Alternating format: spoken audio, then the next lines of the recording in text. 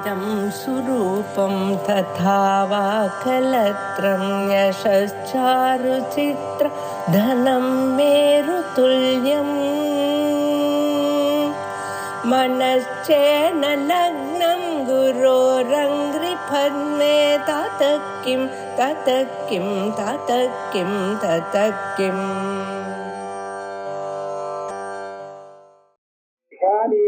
अनात्मत्वं लिंगादपि च सिद्ध्यति निवृत्तिस्तावता नेति यतो वाक्यं समाश्रये.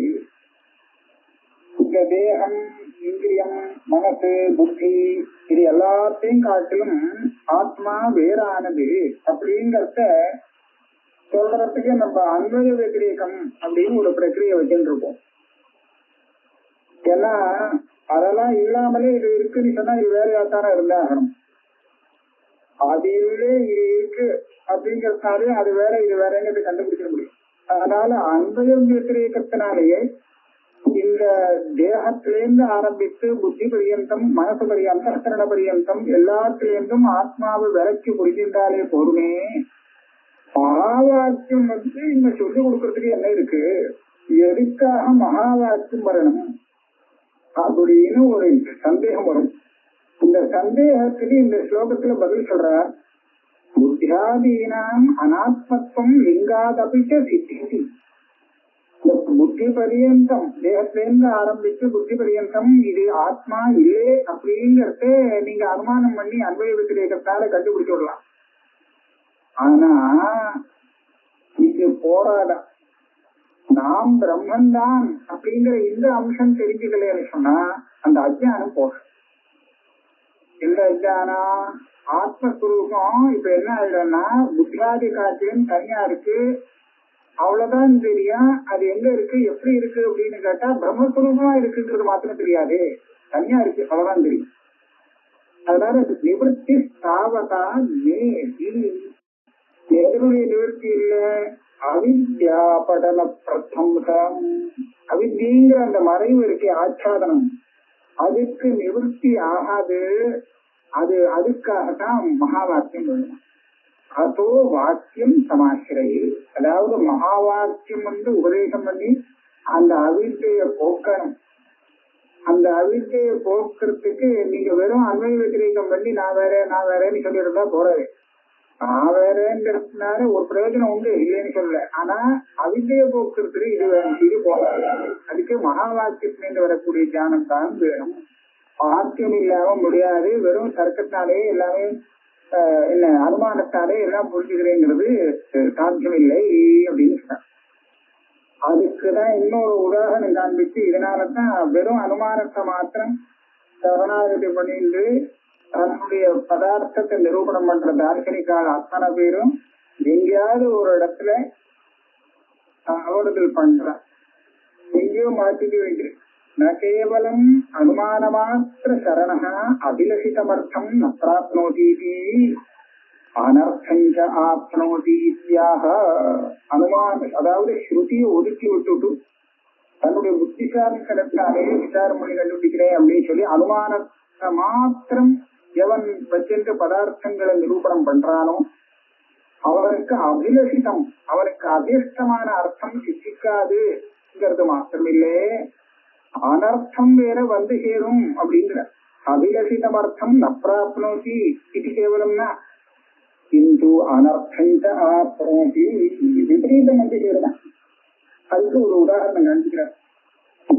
அனாதிருஷ்ய ஸ்ருதி மோகாத் அதோ பௌத்தாக காமஸ்வினஹ ஆபேதிரே நிராத்மத்வம் அனுமானங்க சக்ஷுஷஹ.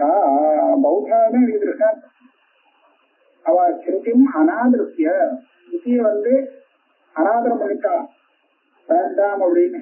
ஸ்ருதி வேண்டாம், நானே என் புத்திசாலித்தனத்தினாலே பதார்த்தங்கள் எல்லாம் கண்டுபிடிச்சு சொல்றேன் அப்படின்னா.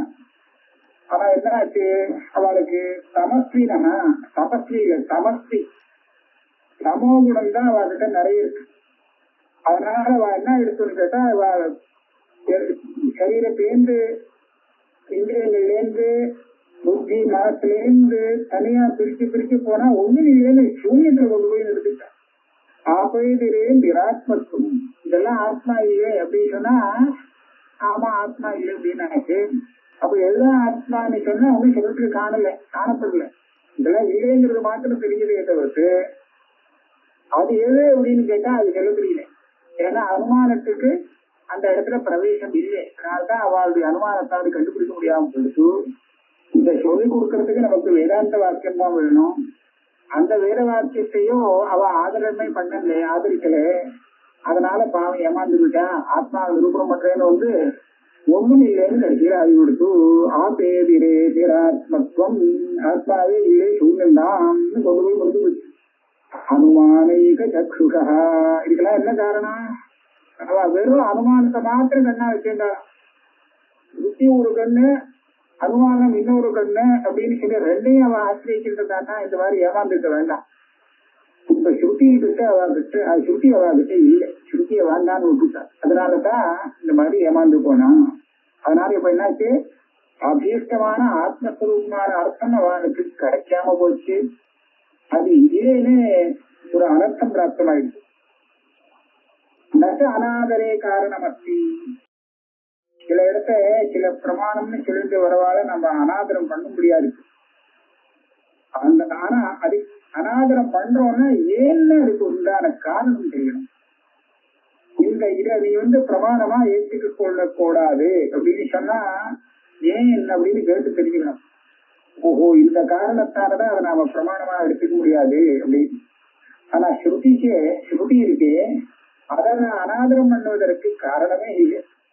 தோற்றால் பாவம் காரணமே இல்லாம ஸ்ருதியை அநாதரம் பண்ணி விட்டுட்டு போயிட்டான். அந்த சொல்றான் நச அநாதரே காரணமஸ்தி. இந்த ஸ்ருதிய வேண்டாம்னு சொல்லி ஒதுக்கி தள்ளுறதுக்கு ஒன்னும் காரணமே இல்லை. ஏன்னா ஒதுக்கி தள்ளுறதுக்கு காரணம் ரெண்டு மூணோ சொல்லலாம். எப்படின்னு கேட்டா, எஸ்மாத் சர்வத்திரைவ அநாதர நிமித்தம் பிரமாணத்திய பிரமாணாந்தர பிரதிபன்ன பிரதிபாதனம் வா. ஒண்ணு, இந்த பிரமாணம் நமக்கு எதையோ உன்னை சொல்லிக் கொடுக்க வருதா? நீ ஒன்னும் சொல்லிக் கொடுக்க வேண்டாம், எனக்கு இது முன்னாடியே தெரியும். அதாவது பிரமாணாந்தரத்தினால இந்த விஷயத்த நான் தெரிஞ்சுக்கிட்டேன் அப்படின்னு சொன்னால் அப்ப அந்த ஸ்ரோதா என்ன சொல்லுவான், இது ஒன்றும் தெரியாத விஷயம் இல்லை, இது எனக்கு ஏற்கனவே தெரிஞ்ச விஷயம் தான், நீ பேசாம விடுவான். அப்ப என்னாச்சு, ஒரு வாக்கியமானது ஒரு விஷயத்தை சொல்லிக் கொடுக்கறதுக்காக வரும்போது அந்த விஷயமானது அந்த ஸ்ரோதாவுக்கு முன்னாடியே தெரிந்த விஷயமா இருந்ததுன்னு சொன்னா அவன் அந்த வாக்கியத்தை வேண்டான்னு ஒதுக்கிடுவான். அப்ப இது ஒரு அநாதர நிமித்தம். அந்த பிரமாணத்தை அநாதரம் பண்றதுக்கு முதல் நிமித்தம் என்னது? பிரமாணாந்தர பிரதிபன்ன பிரதிபாதனம். வேற ஒரு பிரமாணத்தினாலே தெரிந்த விஷயத்தையே பிரதிபாதனம் பண்ணுவது, போதிப்பது. இது இப்படி போதிச்சா அதை நம்ம ஒதுக்க மாட்டோம், அதை ஒதுக்கிடுவோம். இன்னொரு அநாதர காரணம் என்ன தெரியுமா? விபரீத பிரதிபாதனம் வா. பிரமாணாந்தரத்தால நான் ஒரு விஷயத்தை தெரிஞ்சுட்டு இருக்கேன், ஆனா இவன் அதுக்கு விபரீதமா சொல்லி கொடுக்குறான். பிரமாணாந்தர பாதித்தம். முதல்ல பார்த்தேன்னா பிரமாணாந்தர ஞாத விஷயத்தை சொல்றது, பிரமாணாந்தரத்தினால இது தப்புன்னு தெரியுது, அப்பேற்பட்ட தப்பான விஷயத்தை சொல்லிக் கொடுக்கறது அப்படின்னு சொன்னா அப்ப நாம அதை ஒதுக்கிடலாம். அந்த பிரமாணத்தை பிரமாணம்னு எடுத்துக்க கூடாது. ஏன்னா அது ஏமாத்துறது, தப்பா சொல்லிக் கொடுக்கறது விஷயத்தை.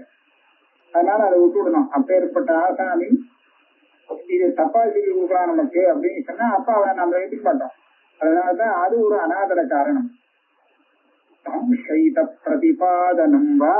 மூணாவது ஒண்ணு சொல்ற, இந்த வாக்கியத்துல இருந்து என்ன புரிஞ்சுது அப்படின்னு கேட்டா ஒரே சந்தேகமா இருக்கு. என்ன சொல்றாருன்னே புரியல. என்னமோ இப்படியா அப்படியா, இப்படி சொல்றாரு அப்படி சொல்றாரு அப்படின்னு சொன்னா இதுதான் சம்சயாத்மக ஞான ஜனகத்துவம். அப்பனா அந்த பிரமாணத்தை ஒதுக்கிடணும். நமக்கு ஏற்கனவே சம்சயம் இருக்கு, இந்த பிரமாணம் இன்னும் கொஞ்சம் ஜாஸ்தியா சம்சயத்தை பண்ணிடும். சம்சயங்கிறது துக்கஹேது. அதனால அந்த பிரமாணத்தை நாம ஒதுக்கி தள்ளிடணும். எது சம்சயத்தை உண்டாக்குமோ, ஒரு தீர்மானத்துக்கு வரணும்னு இருக்கும்போது இது இன்னும் கொஞ்சம் சம்சயத்தை ஜாஸ்தி பண்ண முடியா இருந்ததுன்னா அதை நாம ஒத்துக்க கூடாது. இதுவும் ஒரு அநாதரத்துக்கு காரணம். நவா பிரதிபாதனமிதி. நாலாவது இது சொல்லிட்ட அப்பிரதிபத்தின்னு இதுக்கு சொல்லுவான். அந்த வாக்கியத்துக்கெல்லாம் அர்த்தமே இல்லை. அதுல இருந்து ஒண்ணுமே போதமே வரமாட்டேங்கிறது அப்படின்னு சொன்னா ஜபகடது அப்படின்னு சொன்னான். இப்ப இதுக்கு என்ன அர்த்தம்னா ஒரு அர்த்தமும் இல்லை. அதனால பேசாம ஒதுக்கி தள்ளிடணும். ஆக ஒரு பிரமாணத்தை நம்ம வேண்டாம்னு அநாதரித்து அதை ஒதுக்கிறதுக்கு காரணம் 4 விதமா இருக்கலாம். 4 இருக்கணும்னு சொல்லல, 4ல ஒண்ணு ஏதாவது ஒண்ணு இருக்கலாம். ஒண்ணு அது ஏற்கனவே நமக்கு தெரிஞ்ச விஷயத்த சொல்லிக் கொடுக்கறது அதனால ஒதுக்குறேன்னு இருக்கலாம். அல்லது அது பிரமாணத்துக்கு விருப்பமா பேசுறது அதனால வேண்டாம்னு சொல்லணும்.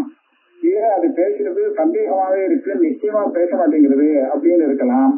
இல்ல அது போதமே இல்லை வரமாட்டேங்கிறது என்ற இதுல இருந்து அர்த்தம் இல்லாத வாக்கியமா இருக்கு அப்படியாவது சொல்லணும்.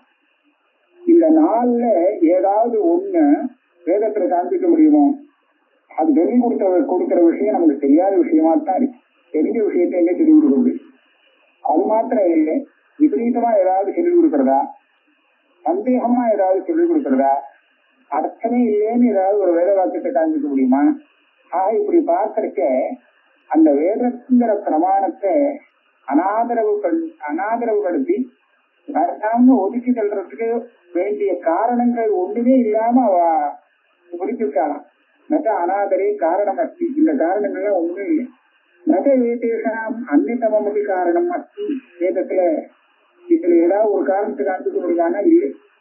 யத ஆஹ மான அந்தரா நவஷ்டப்தம் நிர்துக்கி ஆத்மானமஞ்சதா போதயந்தி ஸ்ருதிஸ்தேன ந பிரமாணமிதீரியதே. இந்த ஸ்ருதி என்ன போதிக்கிறதுன்னு பாருங்க. மானாந்தர அனவஷ்டப்தம் நிர்துக்கி ஆத்மானம் போதயந்தி அங்க அன்வைக்கிறது. நமக்கு ஆத்மஸ்வரூபத்தை போதிக்கிறது இந்த ஸ்ருதி. ஆனா அந்த ஆத்மாவை எப்படி போதிக்கிறது? நிர்துக்கம், துக்கம் இல்லாதது அப்படின்னு போதிக்கிறது ஆத்மஸ்வரூபத்தை. இந்த விஷயம் புதுசா இருக்கே, யாருக்காவது தெரியுமா ஆத்மாவோட துக்கம் கிடையாது அப்படின்னு? இதுவரையில ஆத்மாவோட துக்கம் இருக்குன்னு தானே நினைச்சிட்டு இருக்கோம். ஸ்ருதி இப்போ நமக்கு தெரியாத விஷயத்தை சொல்லிக் கொடுக்கிறது. துக்கம் கிடையாது ஆத்மாவுக்கு, நிர்துக்கி ஆத்மானம் போதையதி நேரடியா போதிக்கிறதாரு. அப்ப இது மானாந்தர அனவஷ்டப்தம், வேற ஒரு பிரமாணத்தினாலே நமக்கு அறியப்படாத விஷயத்தை சொல்லிக் கொடுக்கிறது. அதனால இதை அனாதரம் பண்ண முடியாது. அது மாத்திரம் இல்லை, இது விபரீதமா ஒண்ணும் போதிக்கல. அஞ்சதா சாட்சாத் போதிக்கிறதா. நீங்களே பார்க்கலாம், அதுக்கப்புறம் துக்கம் இருக்காது. அப்படி பார்க்கறதுக்கு இது ஒன்னும் விபரீதமா தப்பா போதிக்க விடல ஸ்ருதி. அப்படி இருக்கிறதுக்கு இந்த ஸ்ருதிய ந பிரமாணம் அப்படின்னு யாரு சொல்ல முடியும்? எதுக்கா சொல்றது? காரணம் இல்லாம ஸ்ருதி கேன ந பிரமாணம் இது இரியதே. யார் இந்த மாதிரி சொல்லுவான்? மோகா அதனாலதான் சொன்னான், முட்டாள்தான் சொல்லுவான். ஆஹா அவனுக்கு புத்தி இல்லை, புத்தி சரியா இல்லைன்னா குழப்பத்துல அப்படி சொல்லுவான். அதனாலதான் ஆரம்பத்துல சொன்னார் அனாதரத்து ஸ்ருதியும் மோகா. மோகத்தினாலதான் அவ ஸ்ருதிய வேண்டான்னு தவிர்த்தாள் அப்படின்னு.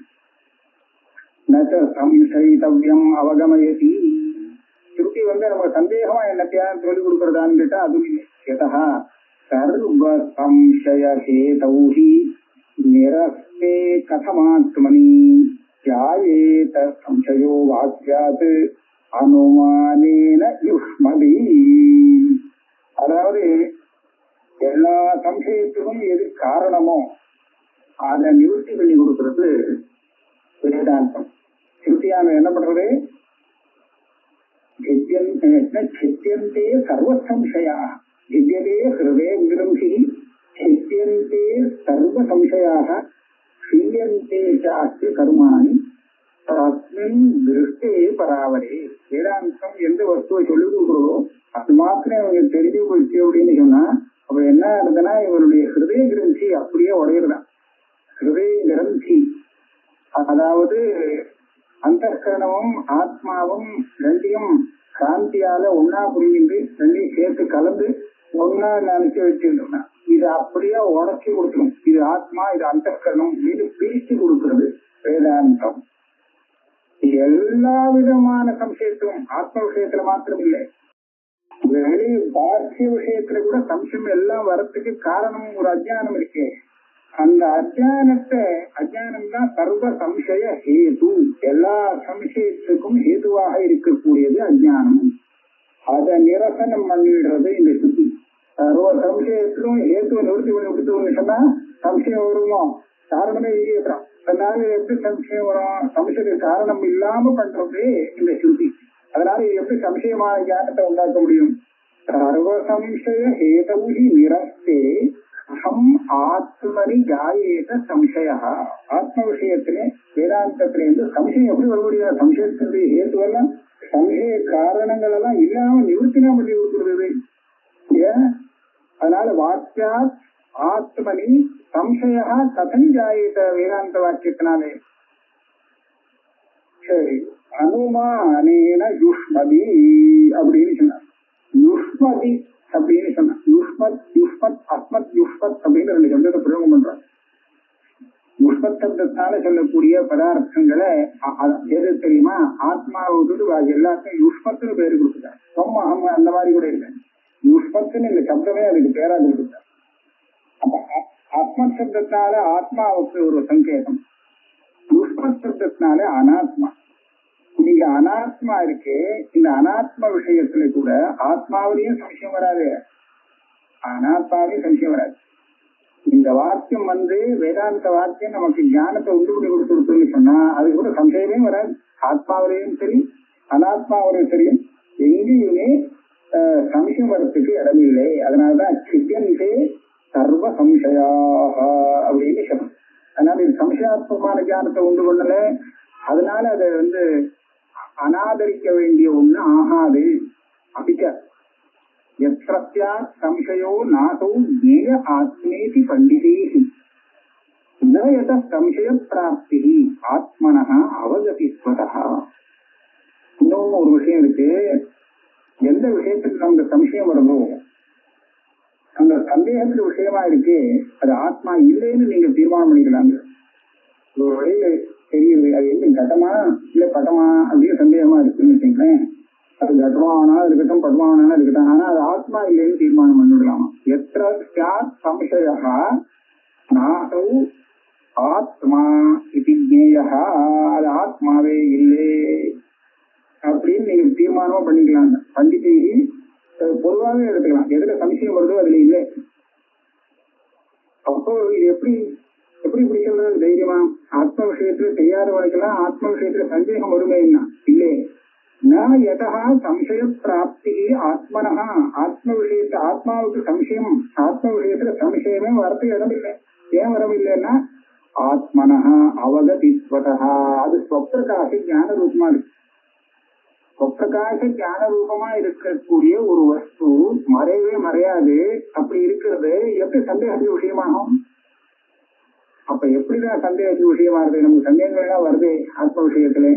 சந்தேகம் அதை நிவர்த்தி பண்றதுக்காகத்தானே ஆத்ம விசாரங்கள்லாம் பண்றது, அதுக்காகத்தானே சாஸ்திரங்கள்லாம் இருக்கு அப்படின்னு சொல்லணும். அதுக்கு பதில் சொல்லணும்.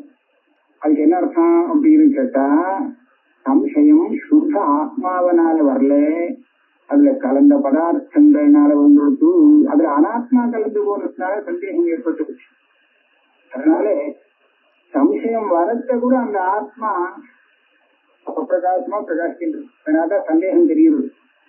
அப்ப நம்ம எது தெரியுறதோ, அதாவது தெரிந்து கொள்கிறவன் எதை தெரிந்து கொள்கிறானோ அப்படின்னு சொல்லிட்டு, தெரிந்து கொள்கிறவன் ஒருத்தன் இருக்கா இல்லையா, அவன் தான் சாட்சி திரஷ்டா. அவரிடத்துல சந்தேகம் இல்லை. நான் எனக்கு தான் சந்தேகமா வேற யாருக்காவது சந்தேகமா அப்படின்னு சந்தேகம் இல்லை. எனக்கு சந்தேகம் இருக்கா இல்லையான்னு சந்தேகம் இல்லை, நான் இருக்கேனா இல்லையான்னு சந்தேகம் இல்லை. அப்ப அந்த எந்த விஷயம் இருக்கோ அந்த விஷயத்துலதான் சந்தேகம் வந்துருக்கு. அப்ப என்ன ஆச்சு? தெரிந்து கொள்கிறவன் தான் நான் எனக்கு ஆத்மா. அவன் எந்த விஷயத்துல சந்தேகப்படுறானோ அந்த சந்தேகம் சந்தேகத்துக்கு விஷயமானது அனாத்மா, அது யுஷ்மத் தான், சத்வத் இல்லை. ஆகையால இதை நான் தீர்மானமா சொல்ல முடியும். சம்சயா நாசௌ ஆத்மா இது ஜேயா பண்டிதைஹி. பண்டிதர்கள் எந்த விஷயத்திலே சந்தேகம் ஏற்படுகிறதோ அது வேதாந்தம் சொல்லிக் கொடுக்கும் ஆத்மா இல்லைன்னு தீர்மானம் பண்ணிங்கோ. ஆத்ம விஷயத்திலே எனக்கு சந்தேகமா இருக்கு அப்படின்னு சொன்னா அது சித்த ஆத்ம விஷயம் இல்லைன்னு இருக்கும். அதுல கலந்திருக்கு அனாத்மா. அனாத்மா கலந்ததுனால இந்த சம்சயம் ஏற்பட்டிருக்குன்னு தோன்றிக்கலாம். 4வது காரணம் ஸ்ருதியை ஒதுக்கலாம் அப்படின்னு சொன்னா அதுவும் இல்லைன்னு சொல்லும். எப்படின்னா அனவபோத தத்துவம் பூர்வோக்ஷாரிதமேவ. அர்த்தமில்லாத பதங்கள் எல்லாம் போட்டு ஒரு வாக்கியம் பண்ணினா அதை கேட்டு வந்து அனவபோதம், போதம் வரல, அர்த்தமே புரியல அப்படின்னு சொல்லலாம். அந்த மாதிரி ஒண்ணும் இல்லை திருதி வாக்கியத்துக்கு. அதனால அங்க சொன்னா அழகா புரியுது. ஆக போதே அனுபவோ யஸ்ய ந கதஞ்சன ஜாயதே தம் கதம் போதயேத் சாஸ்திரம் லோஷ்டம் நரசமாகிருதிம். வேடிக்கை சொல்லிட்ட, இவனுக்கு புரியுது, புரிஞ்சாலும் எனக்கு அனுபவம் வரல அப்படின்னு சொல்றான். புரியல அப்படின்னு சொல்றான்னு வச்சுங்களேன், புரிஞ்சாலும் புரியலன்னு சொல்றான். அப்படி சொன்னான்னா அவனுக்கு புரிய வைக்க முடியாது. ஒரேபி எஸ்ய கதஞ்சன அனுபவோ நிஜாயதே. இது பிரமாணத்தினுடைய ஒரு தோஷம் இல்லை, அந்த பிரமாதாவுடைய யோகியத்தை அப்படி இருக்கு. அவனுடைய தோஷம் இது, அவனுக்கு வரமாட்டேங்கிறது. நான் என்ன பண்றது? தம் கதம் போதையே சாஸ்திரம். அவனை இந்த சாஸ்திரம் எப்படி ஞானியாக ஆக்க முடியும்? ஏன்னா லோஷ்டம் நரசமாகிருதியும். லோஷ்டம்னா மண்கட்டி. மண்கட்டி ஒரு பெரிய மண்கட்டி ஒரு மனுஷ ஆகாரத்துல பண்ணி வச்சிருக்கு. அவனை ஒரு மனுஷன் அப்படின்னு வச்சுட்டு அவனுக்கு பாராலாம் சொல்லி கொடுத்தா ஏதாவது ஏறுமா? லோஷ்டம் நரசமா ஆகிருதியும். அண்ணால பண்ணின மனுஷன், அந்த மனுஷனுக்கு சொல்லி கொடுத்தா புரியாது. அதனாலே சாஸ்திரத்துக்கு போதிக்கக்கூடிய சக்தி இல்லைன்னு சொல்லக்கூடாது, அந்த லோஷ்டத்துக்கு கிரகிக்கக்கூடிய சக்தி இல்லை அப்படின்னு சொல்றோம். அதனால போதேஸ்ய அனுபவஸ்ய நகசஞ்சன ஜாயத்தே தம் கதம் போதையேத் சாஸ்திரம் லோஷ்டம் நரசமாகிட்டு. நான் படித்தேன், எனக்கு புரியல அப்படின்னு சொல்லி அதனால நான் வேண்டான்னு விட்டுட்டேன் அப்படின்னு சொல்லக்கூடாது. அது புரிஞ்சுக்கிறதுக்கு உண்டான பிரயத்தனம் நாம பண்ணணும்.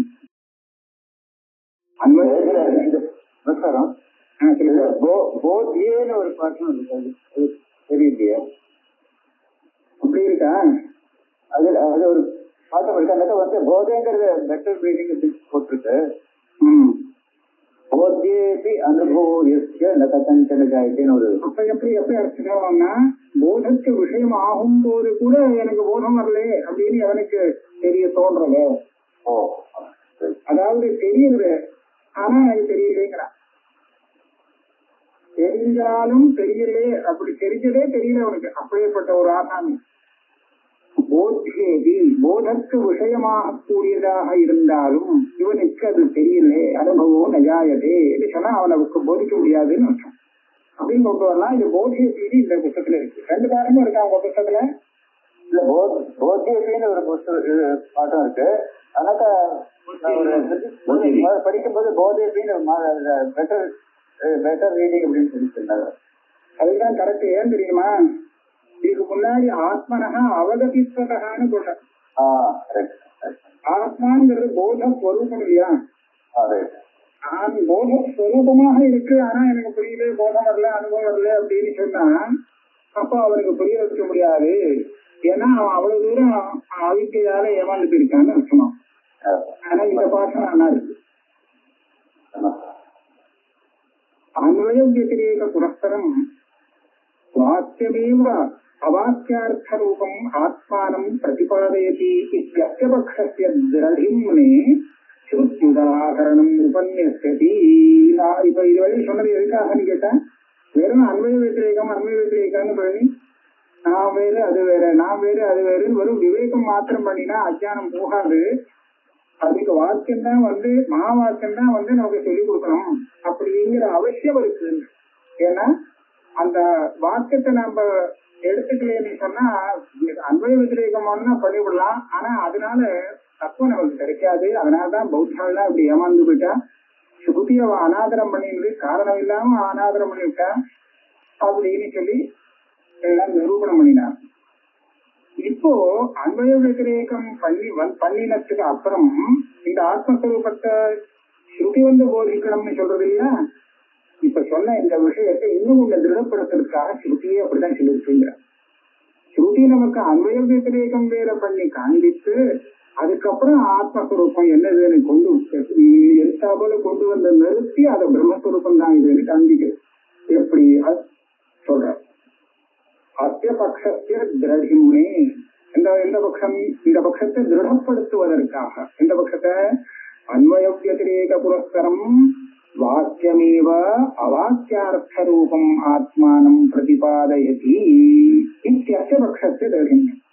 அன்வய வத்திரேகங்கள்லாம் பண்ணி முடிச்சதுக்கு அப்புறம் அந்த வாக்கியம் தான் ஆத்மஸ்வரூபத்தை நமக்கு போதிக்கிறது அப்படிங்கிற இந்த விஷயத்தை திருடப்படுத்துவதற்காக ஸ்ருத்தியுதாகரணம் உபன்யசதி. இந்த கிரந்தக்காரர் ஸ்ருதியை காண்பிக்கிறார். இங்கே இதுல சாந்தோக்கியத்துல காண்பிச்சார் முதல்ல, அப்புறம் பிருகதாரண்யத்துல காமிக்கிறார்.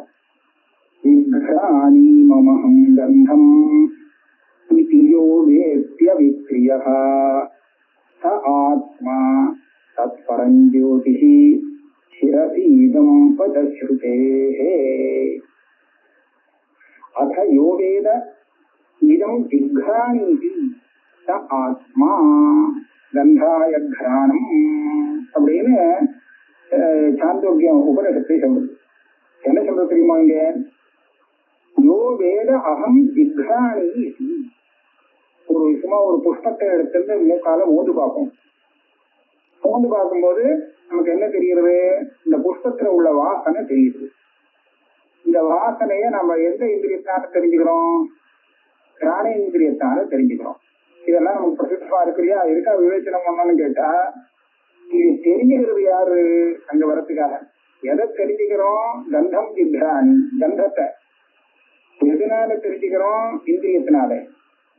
தெரிஞ்சுக்கிறது யாரு? அவன் தான் அவித்துரியாக ஆத்மா, தெரிஞ்சுக்கிறவன்.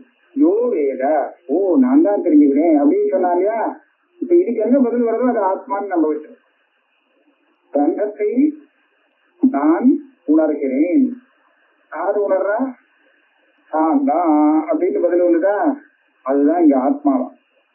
இப்ப அதுல இது எதுல இருந்து பிரிஞ்சதுன்னு பாருங்க.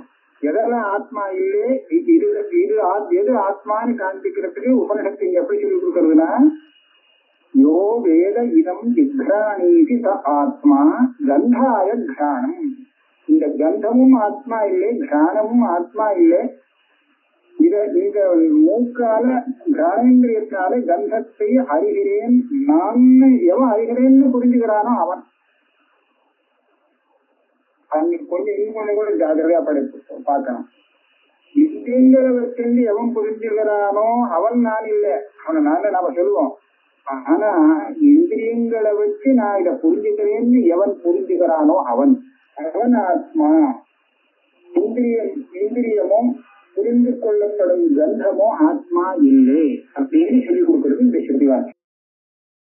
நான் எதுக்காக வேத பரியந்தம் போனேன் அப்படின்னு சொன்னா, இதே இடத்துல இந்த வேதம் இல்லாம அந்த வாக்கியத்தை பார்ப்போம். எவன்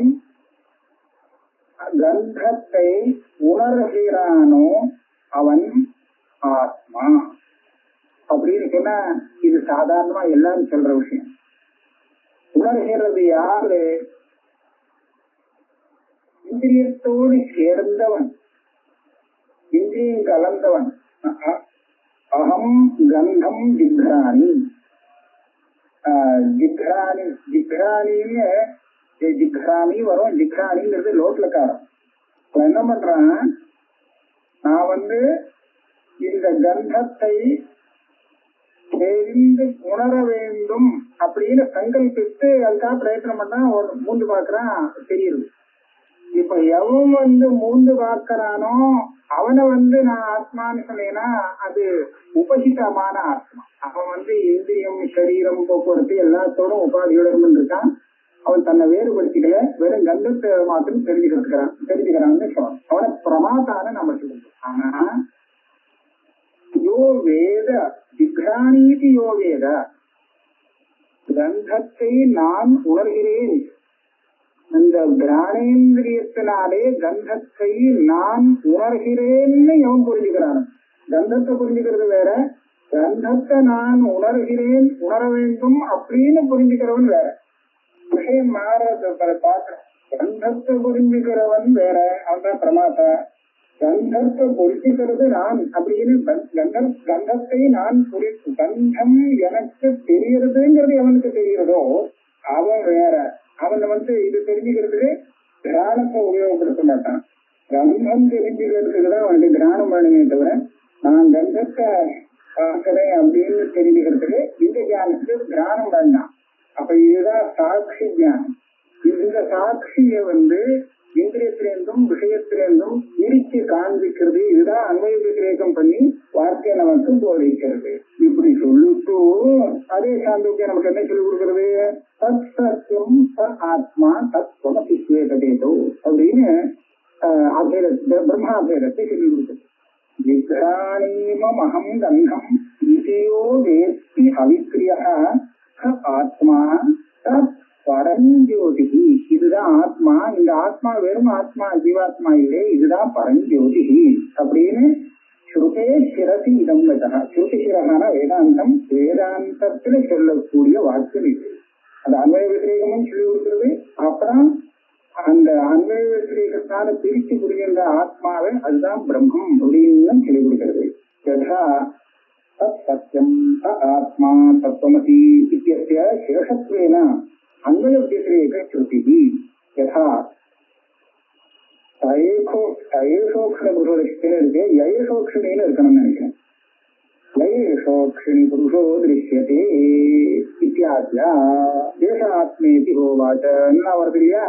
அக்ஷய புருஷோ திருஷ்யத்தேன்னு சொல்லத்தாரு. அக்ஷி வேற இந்த புருஷன் வேற அப்படிங்கிறதான் தெரியுது.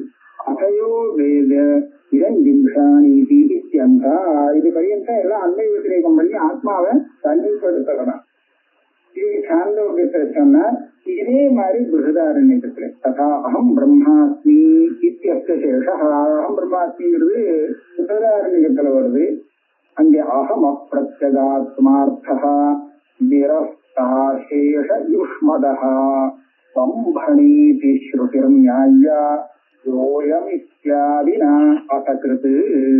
அகமஹா அகம்னு தெரிஞ்சுக்கிறோமே ஒரு ஆத்மா. அந்த அந்த ஆத்மா பத்தி சொல்றது அகம்னு சப்த பிரயோகம் பண்ணிருக்கு. அந்த சப்தத்தால நம்ம என்ன எடுத்துக்கணும்? பிரத்யேகாத்மாவை மாத்திரம் எடுத்துக்கணும். அகம பிரத்யேகாத்மா அர்த்தா. எந்த பிரத்யேகாத்மா? நிரஸ்த அசேஷ யுஷ்மத். யுஷ்மத்திலேருந்து கொஞ்சம் கூட அனாத்மா கலக்காதுன்னு. இதுக்கு முன்னாடி அகம் சப்தத்தால சொல்லப்பட்ட ஆத்மா அனாத்மா கலந்த ஆத்மாவாதான் இருந்தது. ஆனா இப்போ ஆத்மாலேருந்து ஆத்மாவை அனாத்மாவிலேருந்து பிரிச்சு நிரஸ்த அசேஷ யுஷ்மத். அனாத்மா எல்லாத்தையுமே தள்ளிவிட்டு வெறும் சுத்த ஆத்மாவை அகம் சப்தம் இந்த மகாவாக்கியத்துல தெரிவிக்கிறது. இதே ஸ்ருதி பிரம்மணீதி நியாயா ஸ்ருதி பிரம்மணீதி. அதாவது நியாயோபேதமாக அன்வய விதிரேகங்கள்லாம் சொல்லி கொடுத்து அப்புறம் இப்படி சொல்றது. எங்க சொல்றது? யோயம் இத்தியாதினா தகர்த்து யோயம் விஜானமய பிராணேஷு அப்படின்னு அன்வய விதிரேகத்துல ஆரம்பிச்சு இந்த ஆத்மாவை கொண்டு கடைசியில என்ன முடிக்கிறது அப்படின்னு கேட்டா இதுதான் என்ன பிரம்மம் அப்படின்னு சொல்லிருக்குது. பிரம்ம சர்வானுபூ அப்படின்னு வருது. அதனால பிருஹதாரண்யகம் அது கூட இந்த சாந்தோக்கிய சொன்ன மாதிரி ஆத்மாவை பிரிச்சு பிரிச்சு பிரிச்சு பிரிச்சு கொண்டு போய் கடைசியில அது பிரம்மன்தான் அப்படிங்கிறது சொல்லி கொடுக்கிறது. சம்பணீதி ஸ்ருதிரும் நியாயா யோயம் இத்தியாதினா அசகிருத்து. யோயம் விஜானமய பிராணேஷு ஹிருத்யந்தர்ஜோதி புருஷா அப்படின்னு ஆரம்பிச்சு கடைசியில சர்வஸ்யாதிபதி சர்வசேஷானஹா சர்வஸ்யாதிபதி அப்படின்னு வரிசையா அதுதான் பரமேஸ்வர சுரூபமா இருக்கு, அதுதான் பிரம்மம் அப்படின்னு கடைசியில முடிக்கிறது. ஆக இந்த ஸ்ருதி வாக்கியங்களை பார்க்கும்போது நமக்கு என்ன கிடைக்கிறது? சுத்தமா அன்வய விதிரேகத்தினாலே நாம கிருதார்த்தால ஆக முடியாது. மகா வாக்கியம் உபதேசம் பண்ணினாதான் நம்மளுடைய அஜ்ஞானம் நிவர்த்தி ஆகும். இல்லைன்னா வேறங்கிறத மாத்திரம் தெரிஞ்சிருக்கும். இதோட வச்சிருப்போம். 40 ஸ்லோகம் முடிஞ்சு போச்சு.